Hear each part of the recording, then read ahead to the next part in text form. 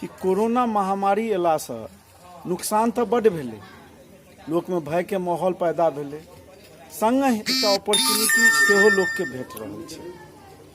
जे reverse migration जे भऽ रहल छै, अचानक मिथिला के लोक जे बाहर छथि हुनका मन में अचानक आब इच्छा ई भऽ रहल छनि जे जब बाहर जाकर हम कमाइए रहल छी तऽ किया ने कोनो रोजगार के साधन यदि हमरा मिथिला में भेटा, हमरा यदि मधुबनी में भेटा, तो हम किया बाहर जाए।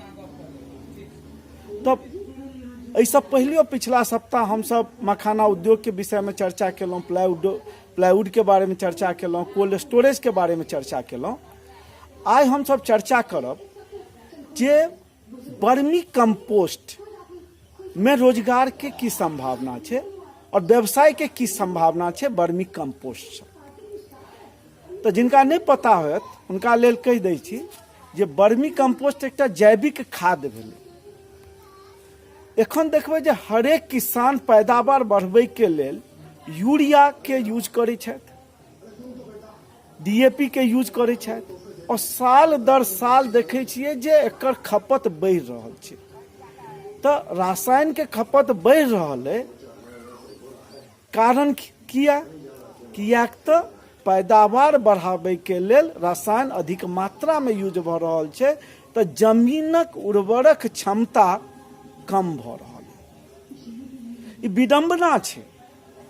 जखन रसायन आयल, जखन रासायनिक उर्वरक शुरू भेल भारत में 60-70 में, ओहि टाइम कियो किसान, किया तो पुराना जमाना बुझते छे जैविक खेती चली है, तो कियो रासायन यूज नहीं करऽ चाहे, तो सरकार प्रोत्साहन दे जे रासायन यूज करू, अहाँ के पैदावार बढ़त।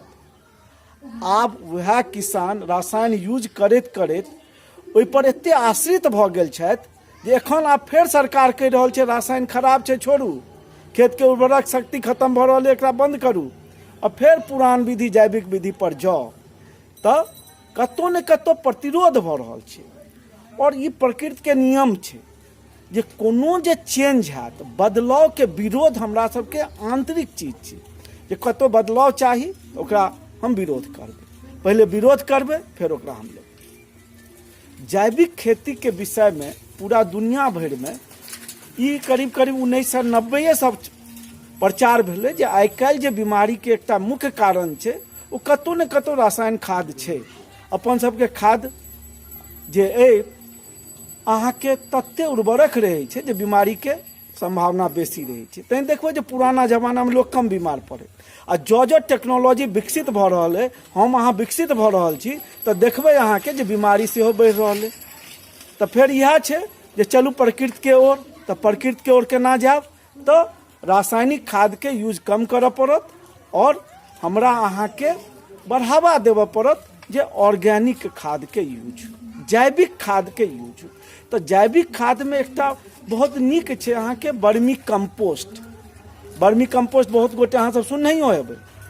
और एतऽ हम अहाँ के भेंट करबऽ जा रहल छी एकटा प्रगतिशील किसान श्री महेश्वर ठाकुर जी से।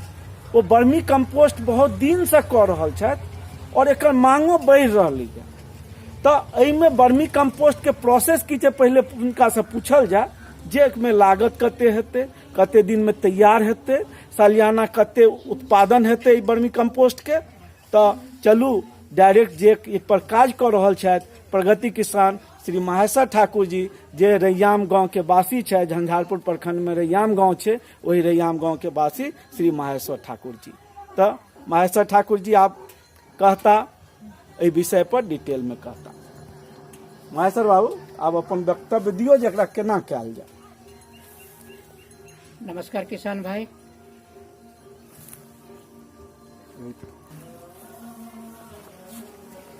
नमस्कार, हमार घर रैयाम है, हमार नाम है महेश्वर ठाकुर, झंझारपुर प्रखंड के अंतर्गत छै रैयाम पश्चिम पंचायत छै। हम वर्मी कंपोस्ट के उत्पादन 2002 से शुरू केने छी। हमरा आत्मा प्रोजेक्ट एलै मधुबनी में, जरा तहत हम मैनेज हैदराबाद में 1 घंटा के प्रशिक्षण हमरा 2002 में भेटल रहे। वही ठाम से हम ई कीड़ा जे छै चाली, जे अपना ओहिठाम माटि खाइ छै, ई माटि नहीं खाइ छै, जे चाली हम हैदराबाद से अनने रही, ई केवल सरल गलल चीज जे छै ओ खाइ छै, आ वह जे ओ मल त्याग करै छै वही से कंपोस्ट बनै छै। तो एकर साधारण विधि छै। आ साधारण विधि से अहाँ एकरा बना सकै छी अपना खेत में।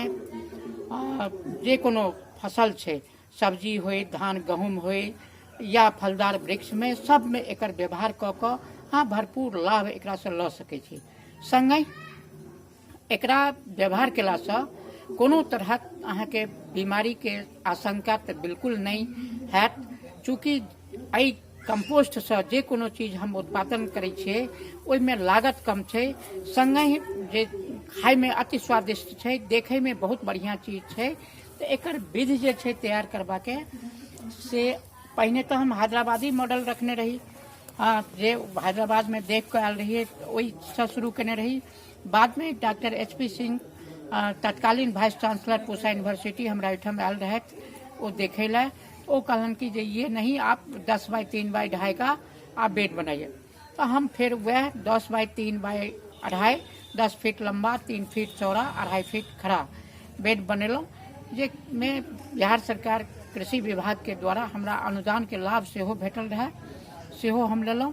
संगे अखन सेहो वर्तमान में क्यों किसान भाई एकर अनुदान के लाभ सेहो ल सकै छै। एहिमे वर्मी कंपोस्ट बनबे में मात्र नार, पुआर, घास, भूसा, जलकुंभी, केला के थम एकर हम व्यवहार ज्यादातर करे छे। एहिमे 60% जते सड़े गले वाला चीज छै वो, 30% गोबर, 10% माटि के अंश अबै छै, जैसे हम एकरा तैयार करे छे। ई जे छै से कीड़ा छै, जे चाली छै ओ चाली अपना एहिठाम माटि खाइ छै, ई चाली माटि नहीं खाइ छै। ई चाली जे छै से अहाँ के सड़ल गलल चीज जे छै ओ खाइ छै आ ओ सब मल त्याग करे छै।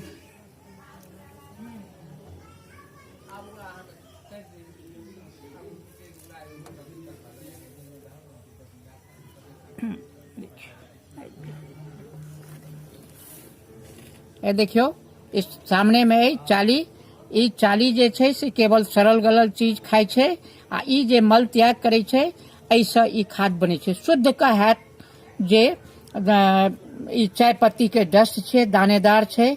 आ ई जे छै चाली ई अहाँ के उभय लिंगिंग छै, जनानी पुरुष एके में छै। ई अंडा दै छै, ई बच्चा होय छै आ जतेक संख्या में चाली के रहते ओतेक जल्दी एकटा बेड 2.5 से 3 महीना में ई खाकर तैयार कर दै छै, जैमे लगभग 7 से 8 क्विंटल खाद 3 महीना पर तैयार भ जाय छै। आ ई हम अखन एहि इलाका के जे किसान छथि, जे फलदार वृक्ष लगबै छथि अथवा फूल पौधा सब्जी ने सेहो एकर भरपूर अखन उपयोग करै छथि आ हमरा ओहिठाम से लऽ जाइ छथि। एकर काफी डिमांड छै, तें हम सबसँ आग्रह करब जे अहाँ जे केओ अहाँ ई वर्मी कंपोस्ट उत्पादन करऽ चाहै छी, एहिमे इन्वेस्ट करऽ ला चाहै छी, ई अहाँ कऽ सकै छी, एहिसँ पूरा लाभ लऽ सकै छी। संगे हम अहाँ जे रासायनिक उर्वरक के ज्यादा से ज्यादा व्यवहार के लिए, रासायनिक उर्वरक की छै, ई एकटा मतलब नशा छै।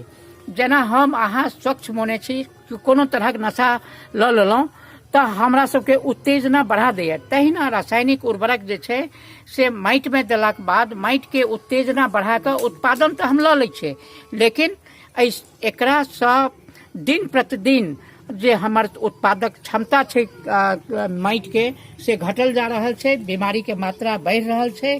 तें हम सबसँ निवेदन करब जे एहि खाद बनबै के बहुत आसान तरीका छै, ई आसानी से बन सकै छै, एकर उपयोग कऽ सकै छी, एकर भरपूर लाभ अहाँ लऽ सकै छी। अच्छा ठाकुर जी, एखन अहाँ सब देख रहल छियै जे हम सब ठाढ़ छी ठाकुर जी के वर्मी कंपोस्ट पीट लग। एहिमे कएटा पीटे? एहिमे 8टा पीटे। अखन लगभग 500 क्विंटल वर्मी कंपोस्ट हमरा 1 साल में तैयार भ जाए, जे हम अपना खेतों में व्यवहार करै छियै। संगे जे केओ हमरा एहिठाम अबै छथि कंपोस्ट लै लए, हुनका हम दैतो छियनि। ततेक डिमांड है जे अखनो हमरा एहिठाम 50 क्विंटल वर्मी कंपोस्ट लै लए एकटा पार्टी आयल छला, लेकिन हमरा अखन नहीं छल, चूँकि एहि बीच में जतेक तैयार भेल छल से फलदार वृक्ष में दै लए कैटा नीक नीक किसान हमरा एहिठाम से लऽ गेला है आ फिर हमर अखन सब बेड में लागल है। आ निश्चित रूप से 2 महीना के बाद 2.5 महीना में से एक से खाद निकल लागत आ ऐसा हम पूरा बढ़िया आमदनी है। लगभग लाख रुपया से कम नहीं साल के आमदनी है ऐसा हमरा। अच्छा ठाकुर जी, श्रोता सब जानना चाहता जे अहाँ जे वर्मी कंपोस्ट बना रहल छियै, ई गांव में अहाँ अपना पीठ से एकरा कोन रेट में एखन बेच रहल छी? हम अखन 10 से 12 रुपया किलो एकरा बेच रहल छी। अपना ओहिठाम से 10 से 12 रुपया किलो से बेचे छियै हम अखन वर्मी कंपोस्ट। ई जे छै हम जे वर्मी कंपोस्ट बनबै छी शुद्ध देसी गाय के गोबर है, ओकर गोंत है आ जतेक सड़ल गलल चीज है, नार पुआर घास भूसा जलकुंभी, एकर हम अतिरिक्त रूप से व्यवहार क के एही से तैयार करै छै जे एहिमे संगे एहि कंपोस्ट में 910 तरहक तत्व छै जे एहि कंपोस्ट में विद्यमान छै जे हमरा माटि के लेल उपयोगी छै, जेकरा देलाक बाद हमरा माटि के पोषक तत्व भरपूर मात्रा में भेटै छै, ताहिसँ बेसी लाभ छै। हाँ, तो शुरुआते में हम कहलौं जे वर्मी कंपोस्ट में व्यापार के की संभावना छै।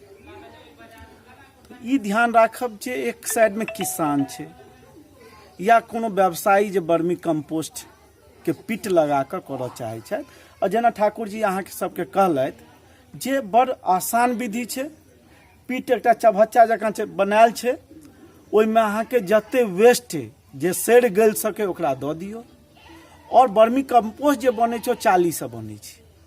ओ चाली की करै छै, जते अहाँ वेस्ट देलियै ओकरा ओ दिन भरि खाइ छै और ओकरा त्याग करै छै। ओकर जे मल त्याग होइ छै ओकरे कहै छै वर्मी कंपोस्ट।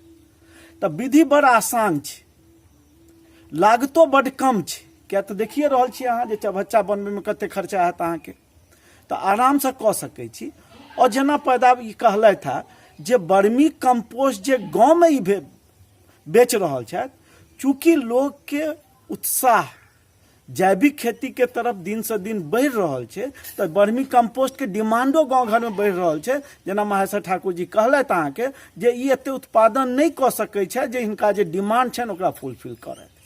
तऽ जे व्यवसायी छी, एहि व्यवसाय में आबऽ चाहै छी, कम लागत मुश्किल से 50 से 60 हजार यदि अहाँ लग अइ तो 2-4टा पिट बना के अहाँ अपन उत्पादन के काज चालू कऽ सकै छी।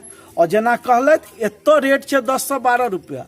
अहाँ नेट पर सर्च करियो वर्मी कंपोस्ट के कॉस्ट 100 रुपया किलो तक महानगर में बिका रहल छै। तो सोचियो किसान एकटा एंटरप्रेन्योर जे बनेता, जे खाद के उत्पादन करता वर्मी कंपोस्ट के महेश्वर जी जकाँ, और एकटा यदि अहाँ ऑनलाइन मार्केटिंग करै छी और एहि प्रोडक्ट के यदि बेच सकै छी, यदि प्रोडक्ट के एस्टैब्लिश ब्रांड 100 रुपया में बेचे छै तो आप सोच सकै छियै एकर पोटेंशियल 10 से 100 के बीच में कतौ अहाँ राखि सकै छी।